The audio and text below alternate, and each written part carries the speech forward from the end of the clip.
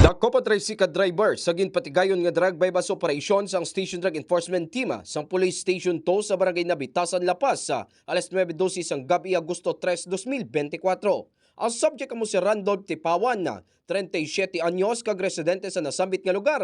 Si interview sang K5 News FM Iloilo kay Police Captain Marlon Perez sa officer in charge sang Police Station 2. Ginpayag sini nga nabaklan ang subject sa isa ka plastic sa sing napatihan shabu gamit ang 2,500 pesos nga baybas money. Dugang pasangyepe nga na-recover pagid ang dugang nga 7 ka plastic sa nga mayunod man sa ginapatihan shabu. Nagtuad man si Tipawan nga nagaling kay alias Junjun Litik pre-bindido sa Barangay Bacau, Mandurriao ang supply sang illegal nga drogang ginabaligya sini.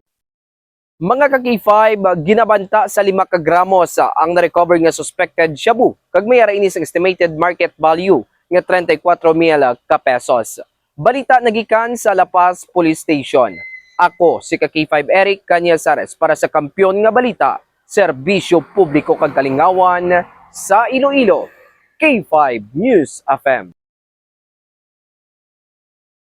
This news is brought to you by, do you feel tired all the time? Do you have frequent infections? Do you have always cold? It's a sign of low immune system. Boost your immune system with Clinica D3 Bio, antibacterial, natural antioxidant, immune system booster. Clinica D3 Bio has vitamin D3, lauric acid, and monolurine to fight against all viruses. Try Clinica Vitamin D3 with Coccus nocifera.